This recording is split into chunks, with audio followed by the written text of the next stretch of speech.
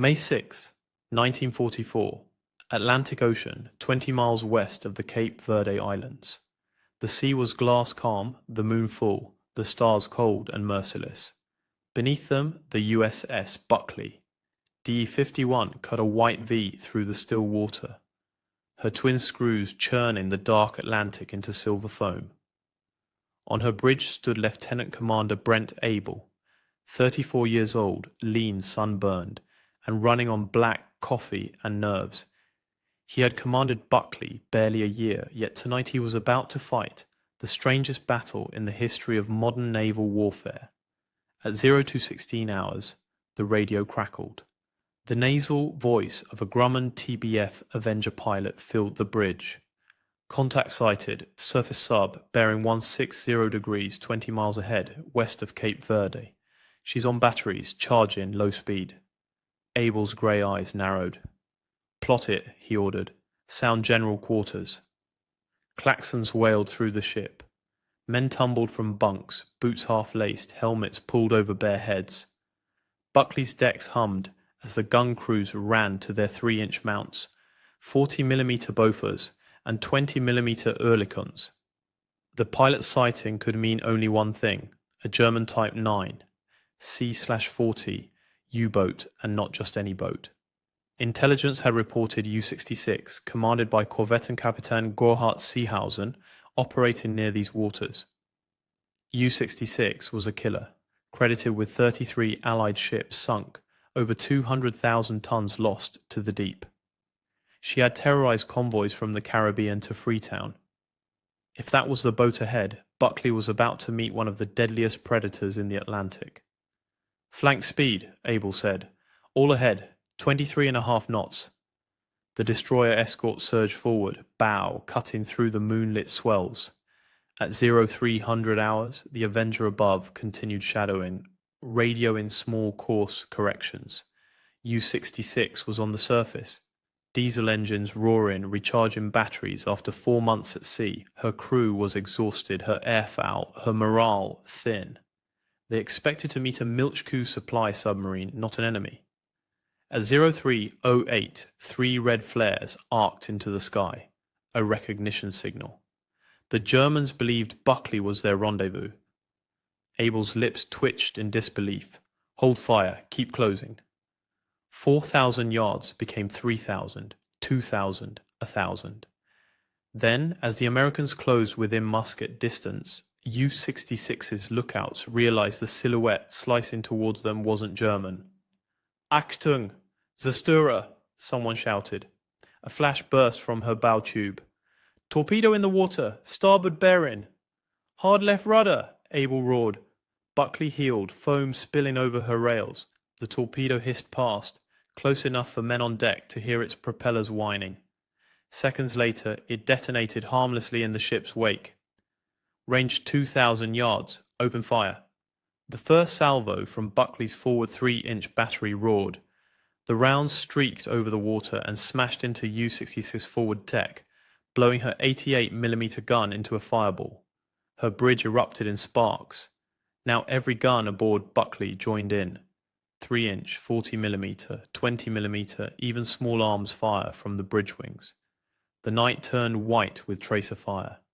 The destroyer escort's gunners poured over 100 rounds of high explosive shells and thousands of cannon rounds into the submarine's silhouette. U-66 replied desperately with machine gun bursts, but most went high, whistling through Buckley's rigging. At 0324, the U-boat fired another torpedo from her stern tubes. Fish off the stern, shouted the sonar operator. Able yanked the helm hard to starboard. The torpedo foamed across their bow, missing by seconds. The range closed to yards, mere yards.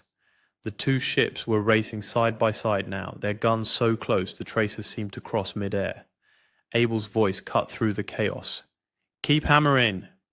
U-66's conning tower was burning. Flames licked through the railing. German sailors, faces ghostly in the firelight, tried to man their deck guns, but were torn apart by 20mm bursts. 16 minutes of continuous gunfire left Buckley's decks, littered with hot brass.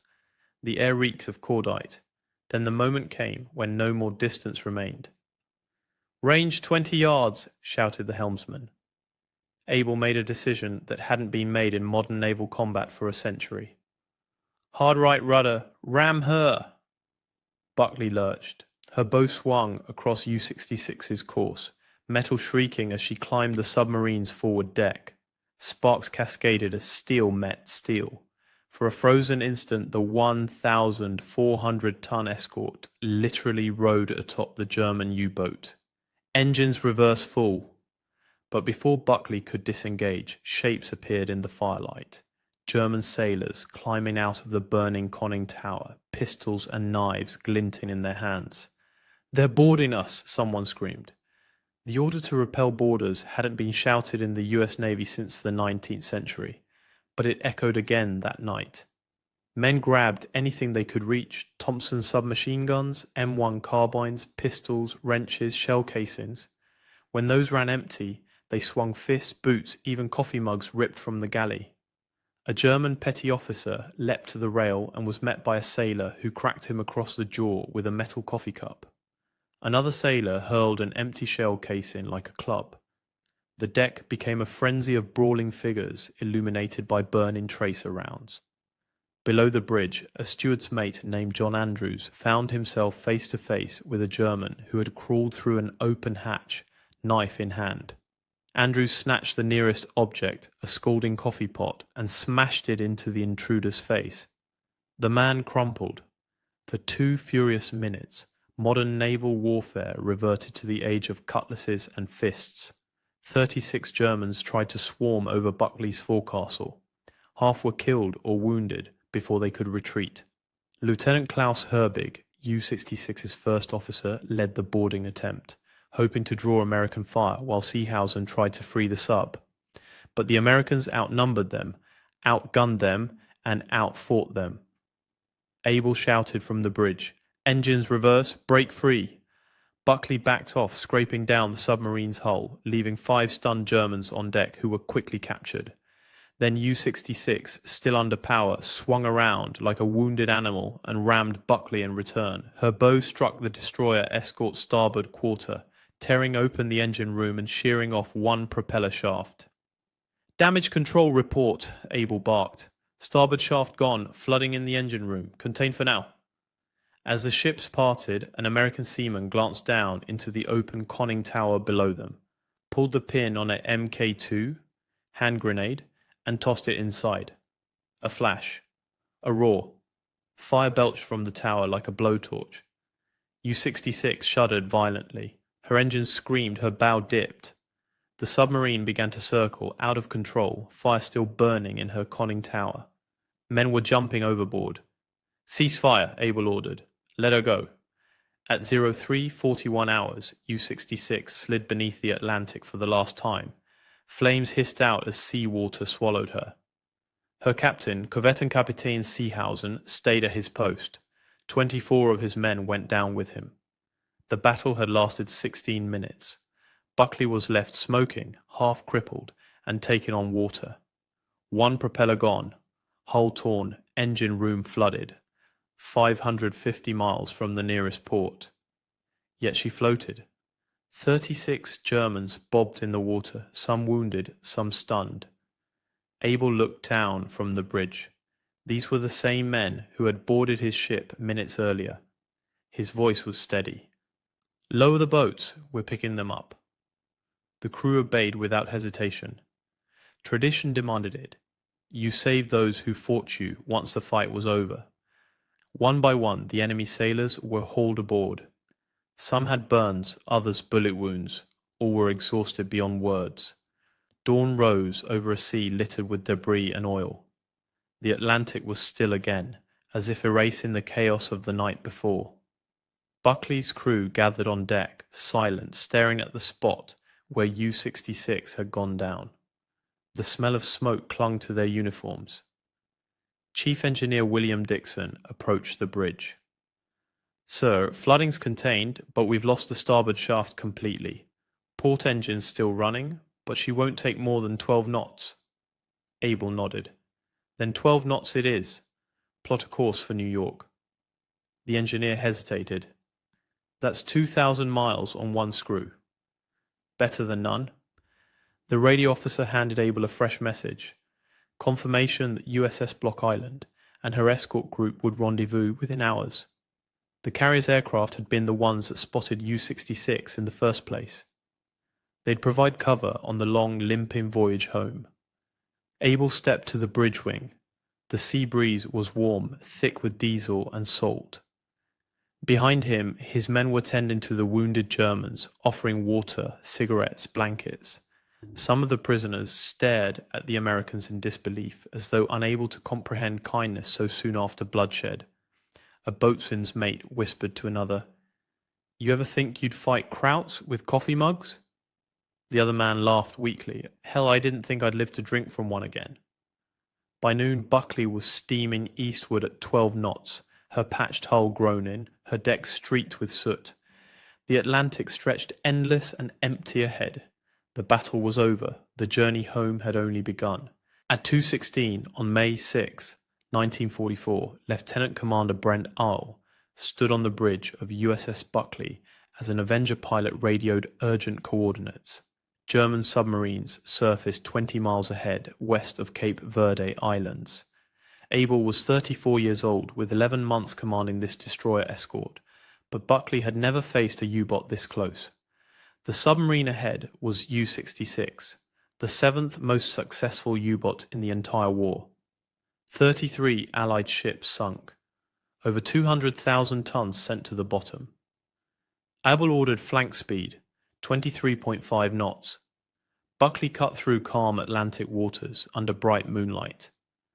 Perfect conditions for a surface engagement. The Avenger stayed overhead, feeding course corrections every few minutes. U-66 was recharging batteries, waiting for a supply submarine. She'd been at sea since mid-January, nearly 4 months without resupply. Her crew was exhausted, low on fuel, desperate. At 03:08, 3 red flares shot up from the submarine. Recognition signal. The Germans thought Buckley was their supply boat.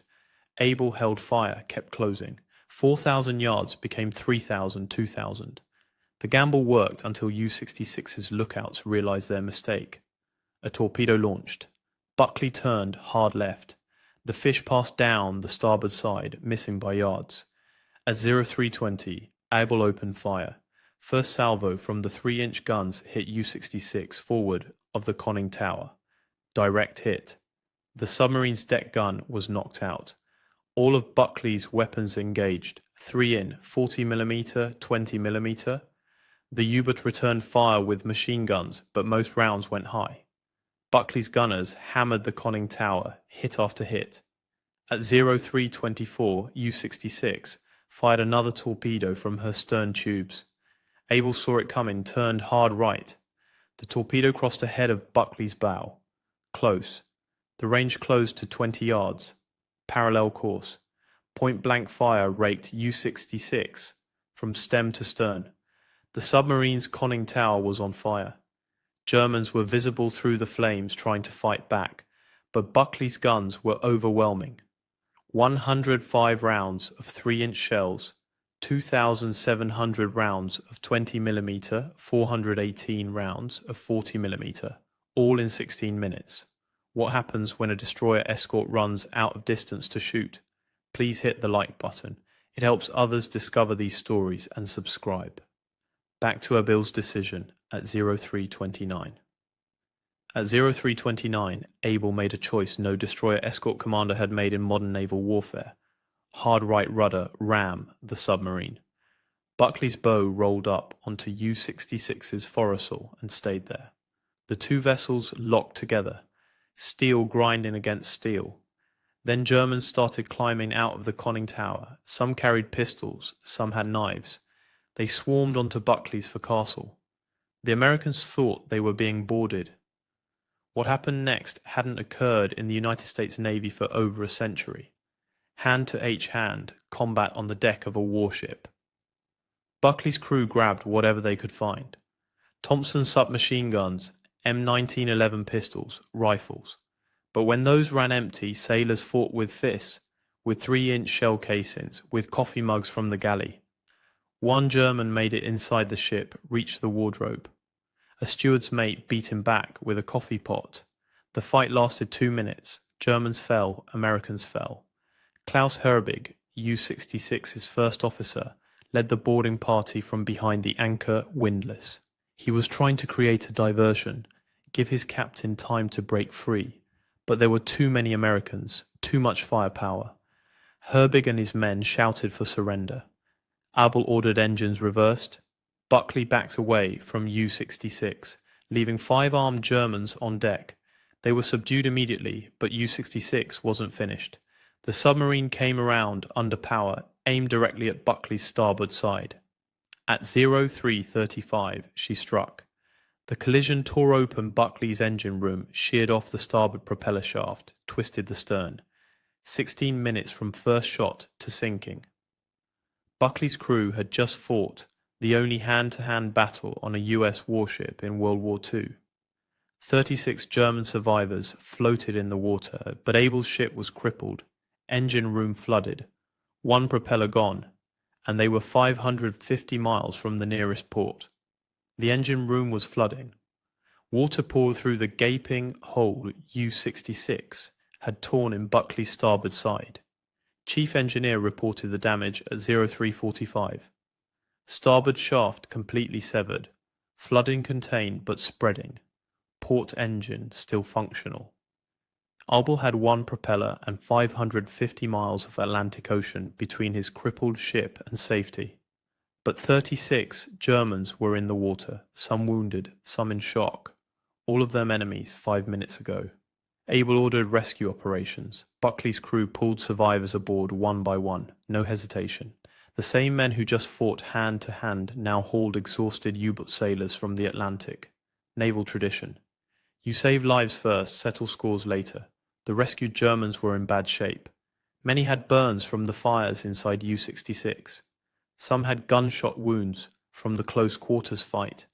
Others were simply broken. 4 months at sea, watching their submarine die beneath them, they were transferred to USS Block Island, the escort carrier whose aircraft had found U-66 in the first place. 24 German sailors went down with their boat, including Oberleutnant Zersgaard Jausen, U-66's commander. He stayed at his post until the end. U-66 had been a scourge of the Atlantic. Her record spoke for itself. 33 merchant ships sunk across 9 war patrols, over 200,000 gross register tons, 8 American vessels among them.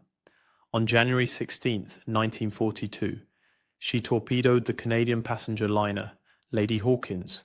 246 people died. Civilians, Navy personnel, most never found.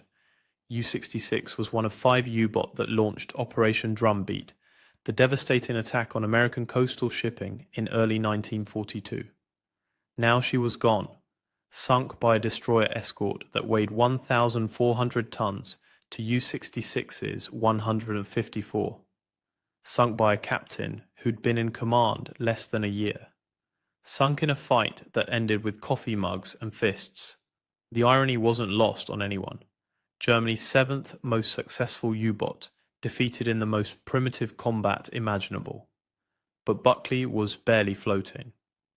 Abel assessed the damage as dawn broke on May 6. Port engine operational, steering functional, hull integrity compromised but holding.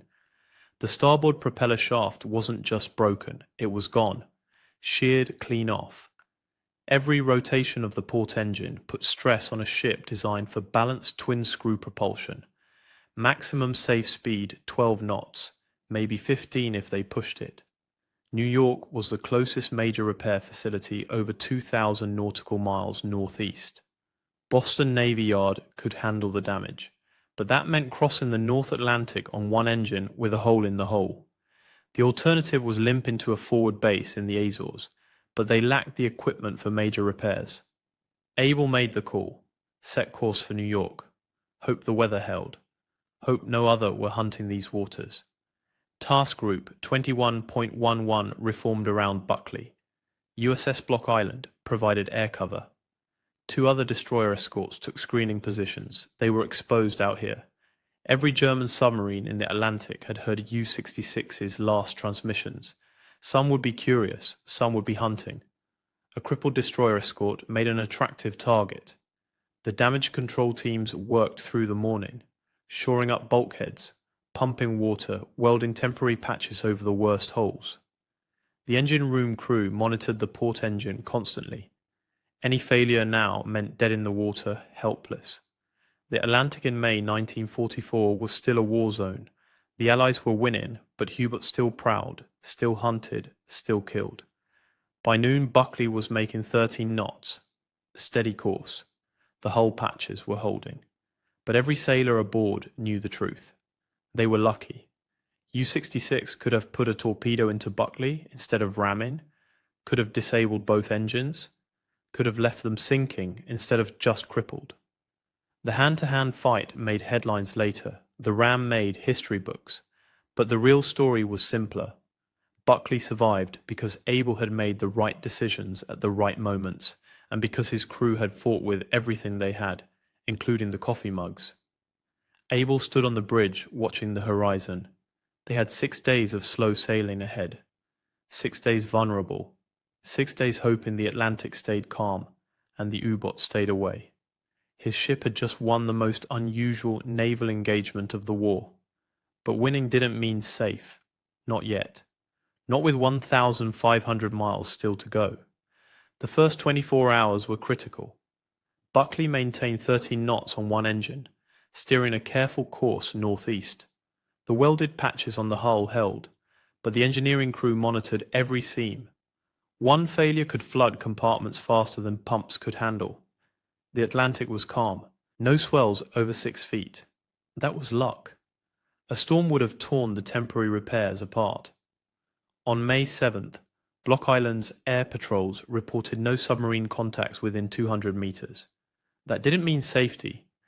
U-boat could stay submerged for extended periods, surface only at night. By May 8th, Buckley had covered 300 meters, still over 200 to go. The crew settled into a rhythm. Damage control teams ran constant checks. Lookouts scanned for periscopes. Gun crews stayed ready, but word was spreading. Radio intercepts confirmed it. German Naval Command knew U-66 was gone.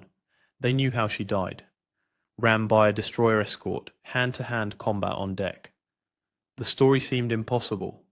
U-boat didn't get boarded. They sank from death charges or torpedoes. They went down fighting at range, not in close quarters brawls.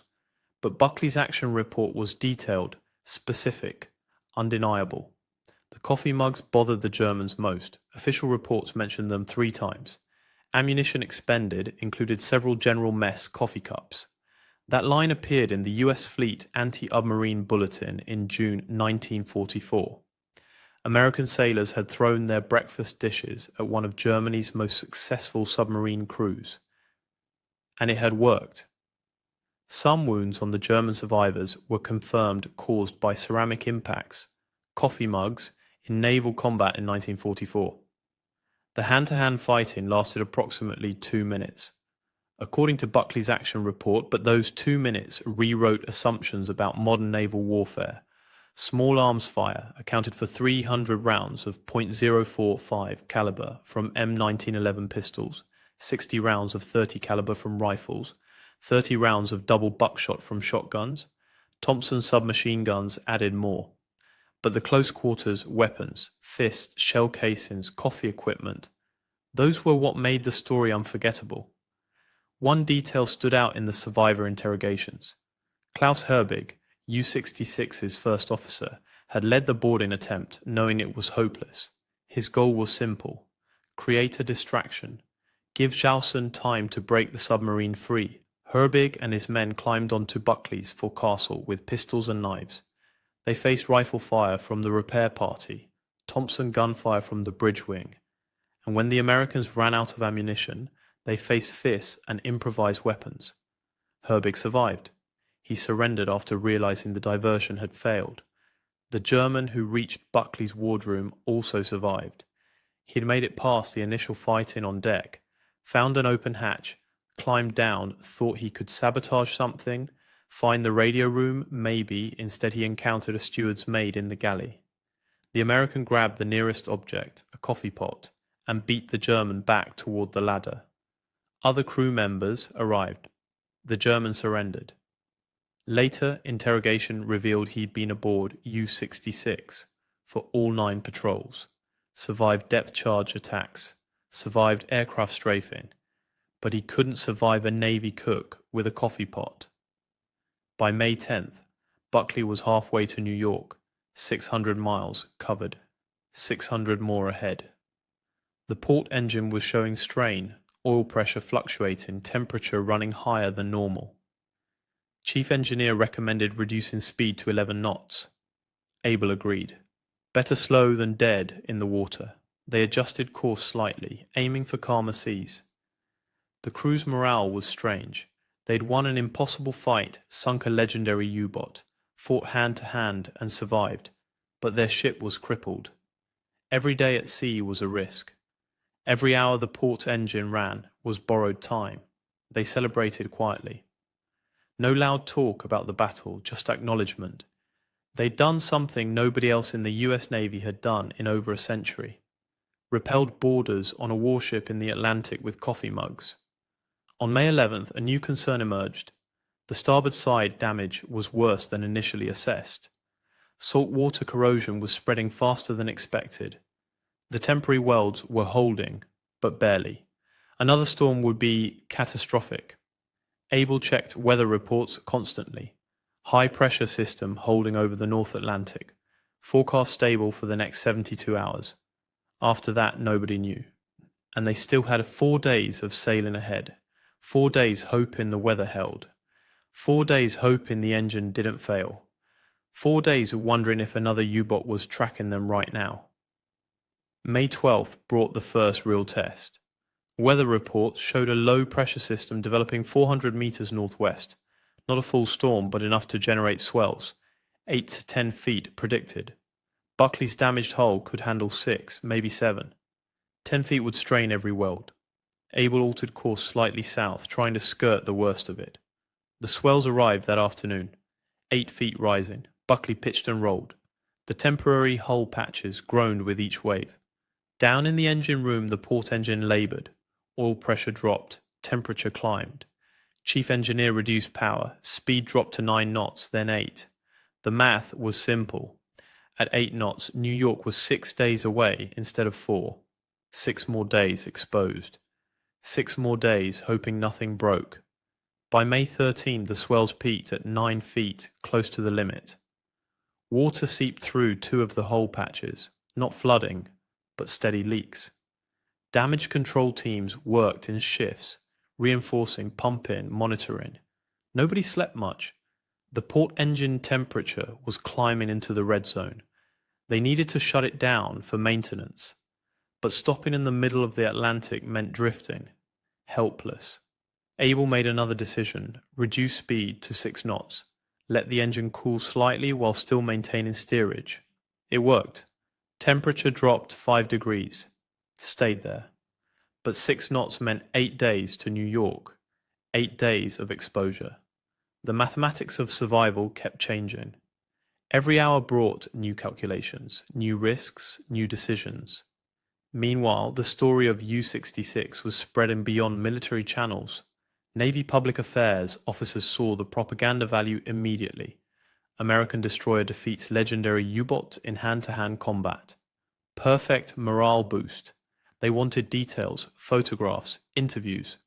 But Buckley was still at sea, still damaged, still vulnerable. The celebration would have to wait. The German survivors aboard Block Island were providing their version of events. Interrogation reports confirmed the basic facts. U-66 had indeed tried to board Buckley. Klaus Herbig had led approximately 12 men onto the American ship's forks. They'd encountered immediate resistance, small arms fire, hand-to-hand fighting. The coffee mugs were real. One German sailor had a facial injury consistent with ceramic impact. The medical officer's report was specific. Blunt force trauma, circular impact pattern approximately 3 inches in diameter, coffee mug size. What the Germans couldn't understand was why Buckley had rammed them. Standard destroyer escort tactics called for depth charges, hedgehog mortars, gunfire at range, not ramming. Ramming was obsolete, hadn't been used since the age of sail, but Able had closed to 20 yards, and the submarine was too close for most weapons. Ramming was the only option, so he'd taken it, and it had worked. By May 14th, Buckley had covered 900 meters from the engagement site, 300 meters to New York. The weather was improving. Swells down to 6 feet. Port engines stable at reduced power. The hull patches were holding. Barely, but holding. The crew allowed themselves cautious optimism.